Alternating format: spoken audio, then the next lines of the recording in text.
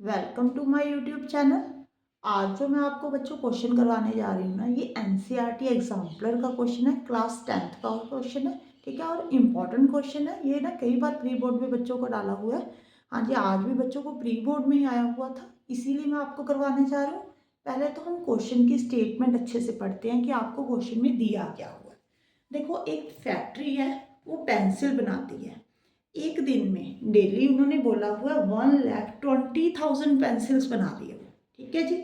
Pencil जो है वो सिलेंडर की शेप में है। जब भी आपको क्वेश्चन आए ना, तो आपने जैसे मैं आपको समझा रहा हूँ ऐसे ही पढ़ना है। ठीक है, क्वेश्चन है, कई बार बच्चे ना स्टेटमेंट पढ़ने से पहले ही घबरा जाते हैं कि पता नहीं इन्होंने क्या पेंसिल दी हुई है, क्या दिया हुआ है। ठीक है, पढ़नी ध्यान से पढ़ो। ठीक है, पेंसिल वो है, सिलेंडर की शेप में है बेटे। उसकी लेंथ, ये मान लो आपकी पेंसिल है, इसकी लेंथ ये कितनी दी हुई है, 25 सेंटीमीटर।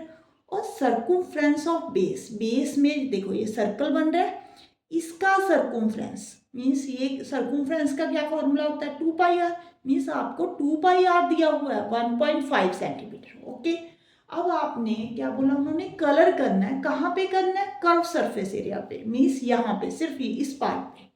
ठीक है जी। तो उन्होंने कहा है कि उसकी कॉस्ट कितनी होगी। अगर 1 डेसीमीटर स्क्वायर की कॉस्ट आपको दी हुई है 0.05 पर decimetre square, means 1 decimetre square की कॉस्ट 0.05 दी हुई है। बट जो आपको बेस, सर्कुम्फ्रेंस ऑफ बेस दिया हुआ है, लेंथ दी हुई है, वो बेटे सेंटीमीटर में है। इस बात का भी ध्यान रखा करो, यूनिट का। ओके, अब हम ड्रॉ करते हैं। पेंसिल कौन सी शेप में है बेटे, पेंसिल सिलेंडर की शेप में है। ये देखो, बना लो यहाँ पे, ये सिलेंडर की शेप है। सर्कुम्फ्रेंस ऑफ बेस ये दिया हुआ है, ये कितना है बेटे, 1.5। हाँ जी, लेंथ दी हुई है 25 सेंटीमीटर। ओके, अब जो जो गिवन है वो लिखो बेटे। एच जो है वो 25 सेंटीमीटर दिया हुआ है। सर्कुम्फ्रेंस ऑफ सर्कल वो कितना दिया हुआ है आपको, 1.5 मीन्स 2 पाई आर जो है वो 1.5 सेंटीमीटर दिया हुआ है।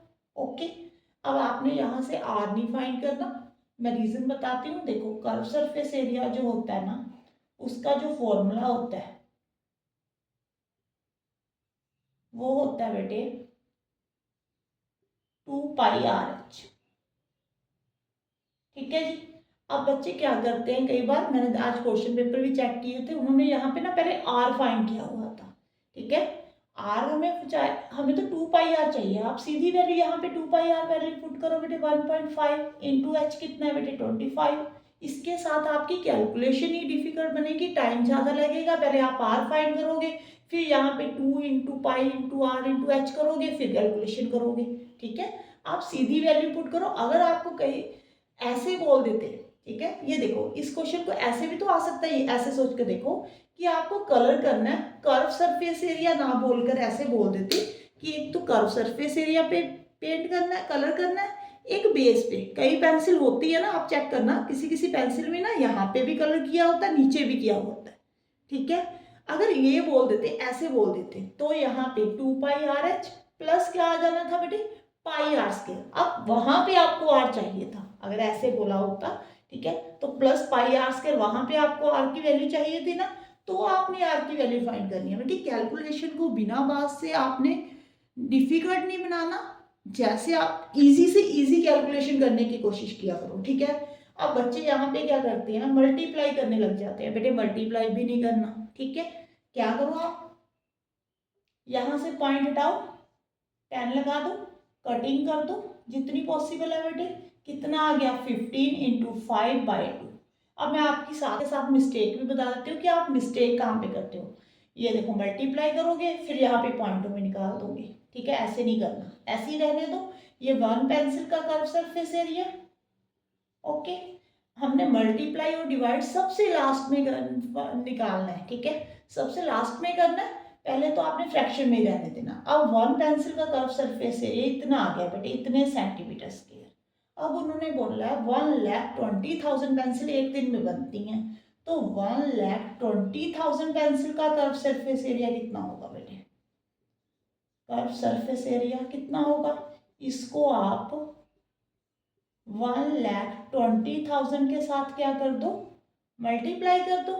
अब कटिंग करो बेटे, यहाँ पे भी 60,000 आ गया, तो आंसर कितना आएगा 15 इंटू 5 इंटू 60,000 सेंटीमीटर स्क्वायर। यहाँ पे भी आपने कैलकुलेशन बिल्कुल नहीं करनी, इसको ऐसे ही रहने दो। ओके, अब जो कॉस्ट दी हुई है बेटे वो हमें किस में दी हुई है, डेसीमीटर स्क्वायर में दी हुई है। ठीक है, जो हमारा एरिया आया वो सेंटीमीटर स्क्वायर में आया। आप इसको पहले ना डेसीमीटर स्क्वायर में कन्वर्ट करो, क्योंकि कॉस्ट के साथ तभी आप मल्टीप्लाई करोगे ना, अगर सेम यूनिट होगा। तो 1 डेसीमीटर में, मैं यहाँ पे आपको बताती हूँ, 1 डेसीमीटर में बेटे 1/10 मीटर होते हैं। ओके, इसमें कितने सेंटीमीटर होंगे, मीटर में कितने सेंटीमीटर होते हैं 100, तो 1/10 इंटू 100 कितना आ गया बेटे यहाँ पे 10 सेंटीमीटर में। मतलब क्या हुआ यहाँ पे 1 डेसीमीटर में 10 सेंटीमीटर होते हैं। ठीक है जी, अगर आपने सेंटीमीटर में डेसीमीटर निकालने हैं तो 1 सेंटीमीटर में कितने हो गए बेटे 1/10 डेसीमीटर। ओके, अब आपको यहाँ पे सेंटीमीटर स्क्वायर दिया हुआ है, यहाँ पे सेंटीमीटर है, तो आप यहाँ पे स्क्वेयरिंग कर दो। 1 सेंटीमीटर स्क्वायर में 1/100 डेसीमीटर स्क्वायर होंगी। ऐसे भी कर सकते हो, अगर आपको ये मुश्किल लग रहा है तो मैं एक और बता देती हूँ। आप इसको ना यहाँ पे 15 into 5 into 60,000 into 1 centimetre into 1 centimetre ऐसे भी कर सकते हो। ठीक है, 1 सेंटीमीटर में कितने डेसीमीटर होते हैं बेटे वो लिख लो यहाँ पे 1/10, यहाँ पे कितने होते हैं 1/10, ये देखो 2 0 कट गई। ठीक है, तो आंसर आ गया बेटे वो कितना आ गया 15 into 5 into 600 decimetre square. Okay, यहाँ पे भी देखो मैंने मल्टीप्लाई नहीं की। ठीक है, मल्टीप्लाई जो है आपका वो आपने कहाँ पे करनी है, सबसे लास्ट में। अब यहाँ तक क्लियर है। अगर आपने इसको यहाँ पे आप सीधा ही 1/100 के साथ भी मल्टीप्लाई कर सकते थे। ठीक है, अब देखो कॉस्ट फाइंड करनी है, अब यूनिट सेम हो गया। ठीक है जी, अब यहाँ से मैं अरेंज करती हूँ। ठीक है, मैं आपको बताती हूँ कॉस्ट कैसे फाइंड करनी है आपकी।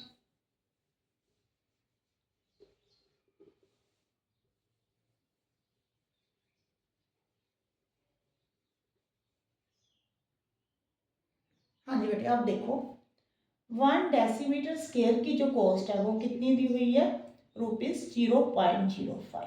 आपके पास कितना एरिया आया बेटे 15 इंटू 5 इंटू 600 डेसीमीटर स्क्वायर।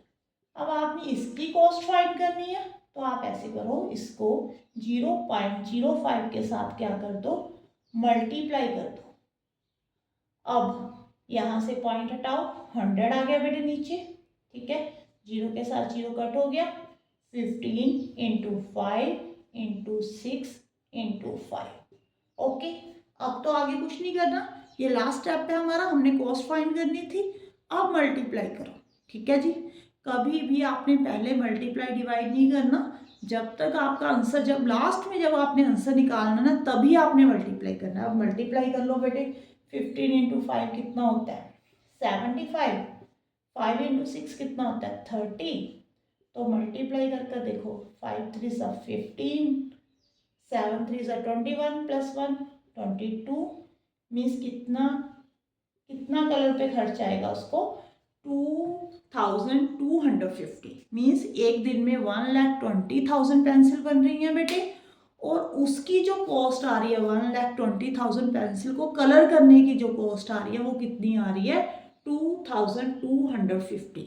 एक बात, जब आप मेरी वीडियो देखोगे ना तो एक क्वेश्चन और सॉल्व करके देखना, यहाँ पे कर्व सरफेस एरिया अकेले भी पेंट करना है ना, कलर करना है, आप वैसे भी करके देखना। अगर कर्व सरफेस एरिया पे कलर करना हो और नीचे बेस पे, ठीक है, तो भी आप फाइंड करना।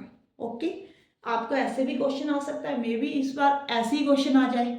ओके, और मुझे अगर आपको मेरी वीडियो अच्छी लगे तो मेरी वीडियो को लाइक कर देना बेटे, और मेरे चैनल को सब्सक्राइब जरूर करना, और मुझे ये भी बताना कि आप कहाँ से देख रहे हो और आपको मेरा जो वे है पढ़ाने का वो कैसा लग रहा है, आपको समझ में आ रहा है। Thank you for watching.